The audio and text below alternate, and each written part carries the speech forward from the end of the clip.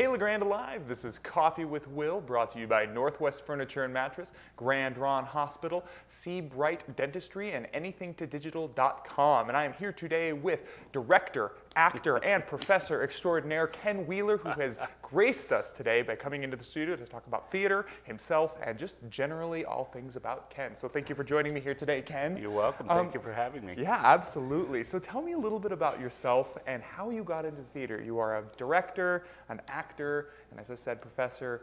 It's a big part of your life. How did you come to it, and why have you stuck with it? Okay, here's the story. I should be prepared. You should oh man, be prepared. We got about an hour and a half, right? I love to tell this story because it's in my mind. It's so vivid in my mind. I was in the 9th grade, which back in the 70s was junior high, and they put on a 9th grade play, and I remember going to the play. And I remember watching it and thinking to myself, I think I could do that. Now, do you remember what the play was? I don't. I had some friends in it, and I can vaguely remember my friends. I don't remember what the play was. But the next year, where I grew up was the first year of high school, I auditioned for the fall play and was cast in it. And that's how it started. It was really, I had such a great time. We did a play that was a courtroom drama. And our drama teacher actually took it down to the county courtroom. So we actually performed it in the courtroom. Oh, wow. And so I don't know if that had any extra influence on it, but that's how it started. I knew that that's what I loved to do. I knew that I could be good at it. And that's when it started. And so I continued through high school. Then I went to college and I studied theater. I was a theater major.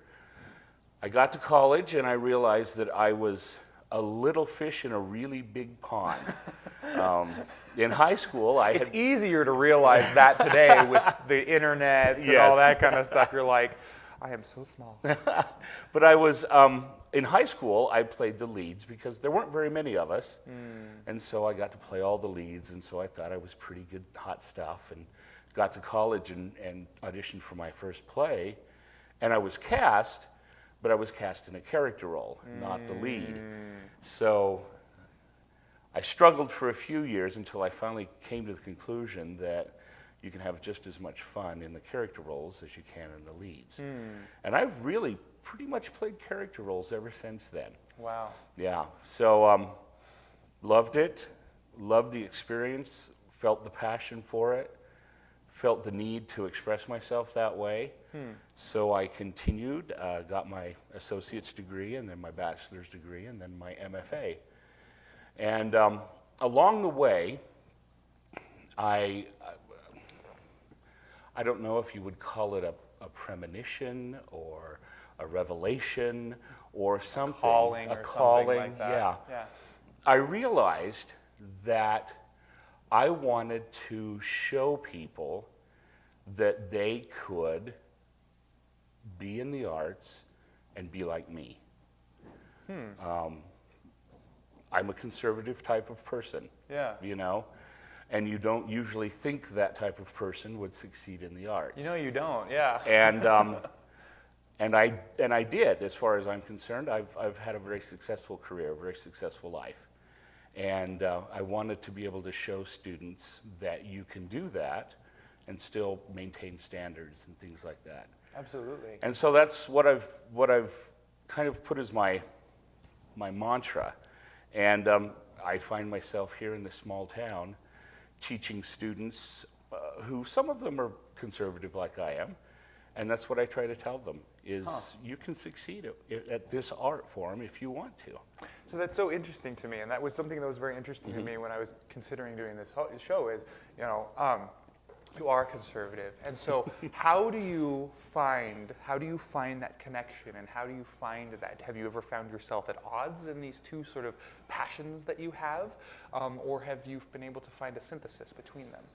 Well, in all honesty, my first decision that I think I made that's helped along the way is that I would not sacrifice my beliefs for anything, including my passion for the arts. And so as I continued my education, I found myself going to schools that were not in conservative kinds of environments. Absolutely. I went to Michigan State University to get my MFA. And I remember worrying about it, thinking, okay, what's going to happen when I get there? And how are people going to treat me when they realize that I'm a little bit different than your normal theater person? Which is not something that you oftentimes expect a conservative person to feel, but it's true. When you go into a culture that is largely liberal, someone who is conservative would feel like the odd man out. What was really strange was that I was indeed the odd man out, but the theater especially is a very accepting art form. And I never felt, really, I mean, there might have been a time or two, but I really never felt that I was being ostracized in any way. Most of the time, the attitude was, you know what, you're different, but different is okay. There were a couple of experiences. I came into the program. We came into my graduate program. I think there were like 8 of us. A couple of us were directors, a couple of us were actors, a couple of us were designers. And one of the designers, we became fairly close because these 8 people go through the program together. They graduate together. They do a lot of work together. And I became very close with this one gentleman. And then, sad to say, he found out that I was LDS. And he was gay, which didn't make a bit of difference to me. Sure. But I found myself suddenly not his friend anymore.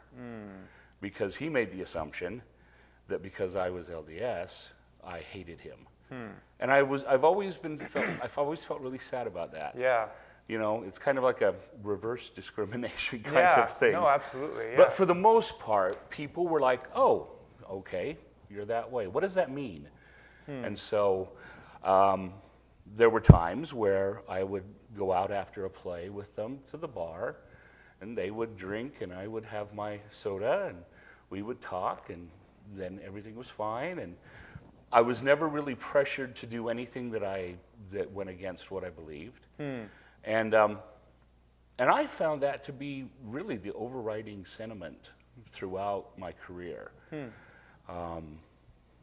I taught at colleges in Michigan, and then I came out to Oregon, and I taught at TVCC, and then I came up here.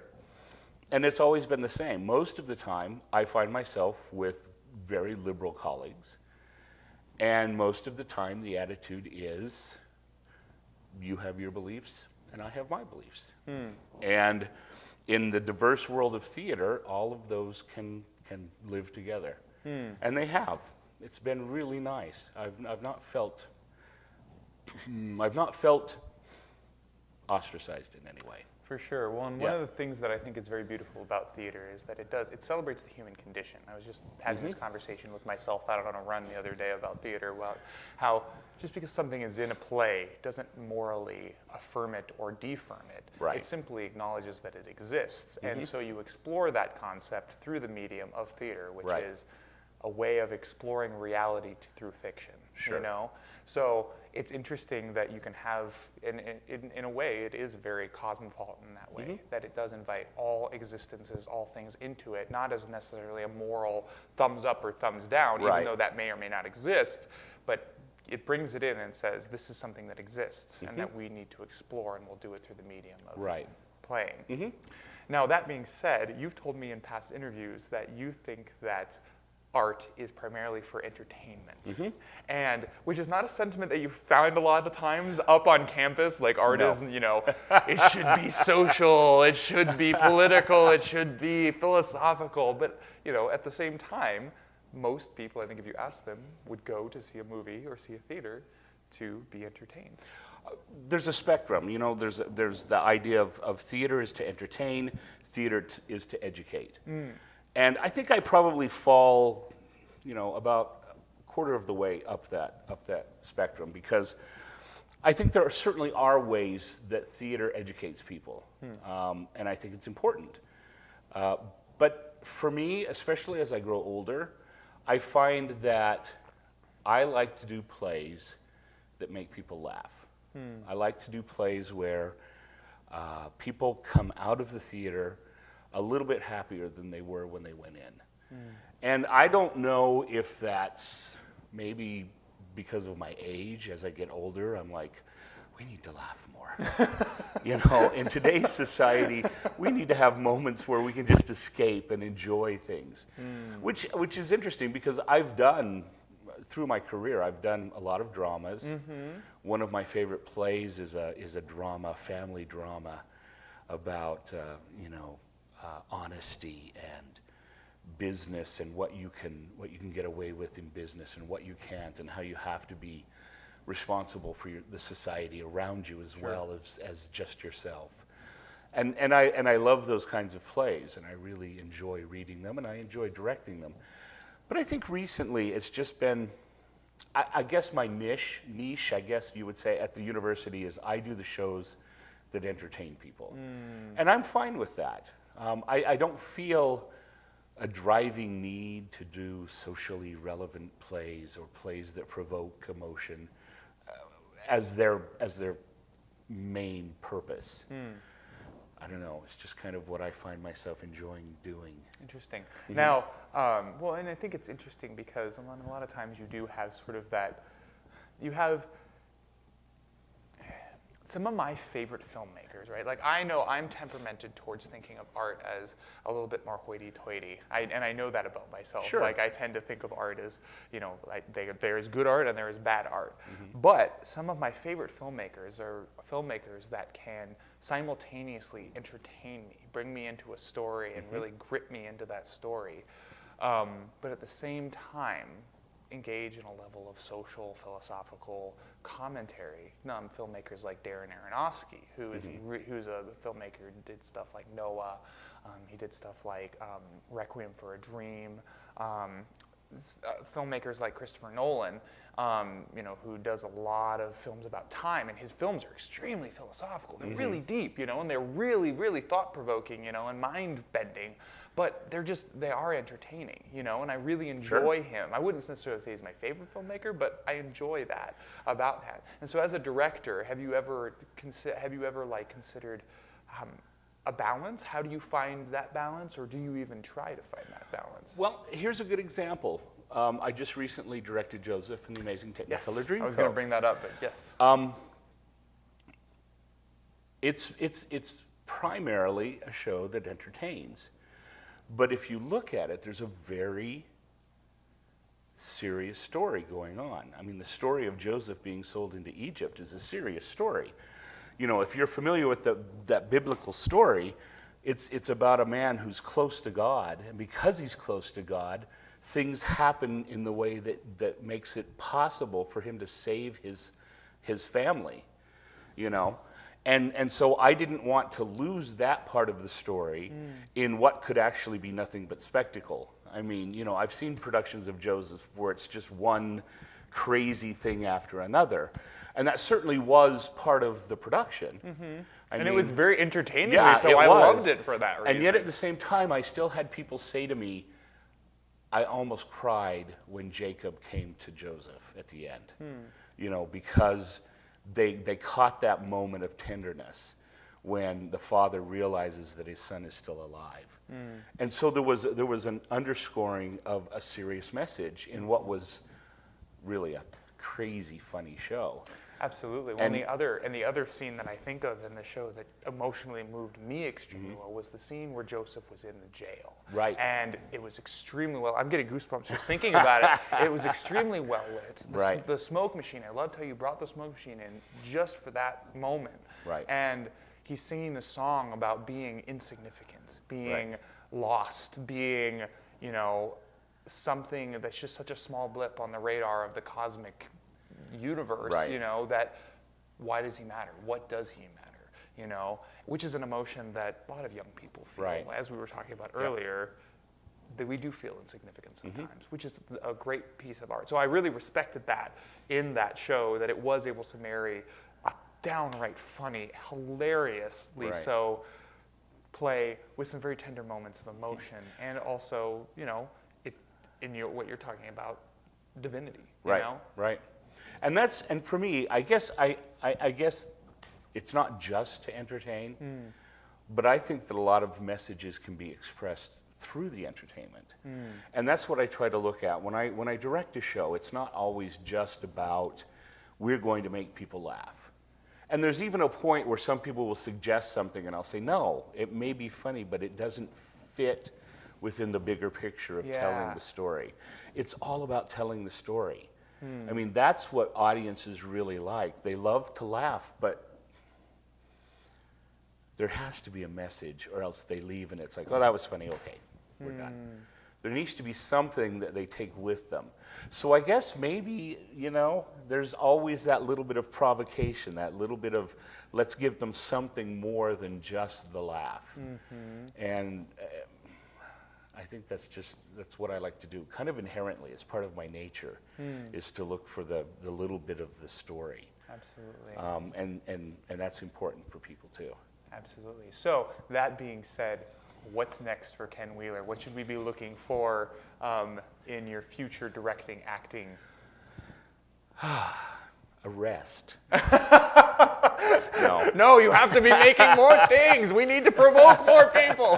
One of the nice things is that this year I directed the first show of the season. And again, it was this absolutely hilarious comedy, Complete Works of William Shakespeare Abridged. And it's hilarious. And yet again, in that show, especially in the second act, there are moments that are meant to touch us. There's a moment where one of the actors suddenly quotes one of Hamlet's speeches, and everything goes absolutely silent.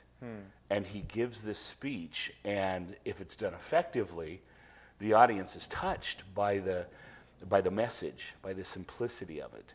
He's looking around the world, and again, kind of wondering, what is his place in the world, and how is he supposed to go forward, knowing that he's maybe not that important a person in life. And then we go back to laughing again. And so it's that kind of thing that I really like. But anyway, I did the first show of the season, and then next year I'm slated to do the second to the last show of the season. So I actually have a year and a half between shows before I'll be directing again. But this summer we're starting a new project out at the Elgin Opera House. We're doing the Elgin Opera House Summer Theater Project, where we're doing three plays, 3 musicals in rotating repertory. So for, I think it's 8 weeks, we'll be performing 3 different shows every weekend. Wow. Well, it's not exactly that. We start out with one show, and then we rehearse the second show, and then we open the second show and run both of them in repertory. And then we open a third show and run all 3 of them. That sounds exhausting. That doesn't sound restful at Oh, all. but it's wonderful. My wife and I did this when we were in college. We went to school in southeastern Idaho at what was then known as Rick's College. And part of their theater program was a summer theater in West Yellowstone, Montana. And they would always run 3 shows in rotating rep. Wow. When I did it, they would only perform 8 shows a week. Wow. Now they're up to performing 13 shows a week. And so I always tell students that if they can survive that and still love theater, then they know that's what they You're should. going places, that's what kid. they should be doing. So that's kind of what this is for. And it's also an opportunity for students to actually get paid to act. Oh, wow. So we're actually hiring a staff to be our actors and our technicians and that kind of thing. That's very cool. And so we hope to eventually get to a point where entire staff, the entire cast is paid. But this year we're just hiring 6 to 8 actors who will be part of the staff, and they'll act in the shows and they'll do all of the other stuff as well. Wow. So they'll be full-time theater practitioners for the summer. Awesome. One of them is Rick Mugridge. Really? Rick is coming back? Rick is coming back for the summer. Wow. Yeah, I'll have to get him on this show for a that would be while awesome. he's here. Yeah. Yeah, he was coming back this summer to bring his family back to visit, and we said, well, how would you like to come back and work for the summer? And he jumped at the chance. He said it would be awesome. So he's coming back, and He's going to be in all 3 of the shows. He's playing leads in the 3 shows. Wow. And he's going to be helping with we're doing some children's workshops, and he's going to be helping with the workshops. And of course, he's going to be helping with the tech for the scenery and the costumes and all of that stuff. So we're pretty excited. Absolutely. I'm more excited because my oldest daughter is coming back. Wow. She graduated from here, I think, 5 or 6 years ago. And she's coming back to act and direct. Very cool. So yeah, so it's going to be a great experience. It sounds like a lot of fun, and I will be sure to be out there and watching. And although I'm not directing, my title is company/production manager. So I'm kind of overseeing everything along with Terry Hale, making sure everything runs smoothly. So that's, while I won't be acting or directing, that's what I'll be doing during the summer. So like I said, while I'm not directing, I'll still be working hard to make sure people are entertained. Excellent. Well, thank you so much for joining me here today, No problem. Ken. And it has been a pleasure, and Thank we you. look forward to more.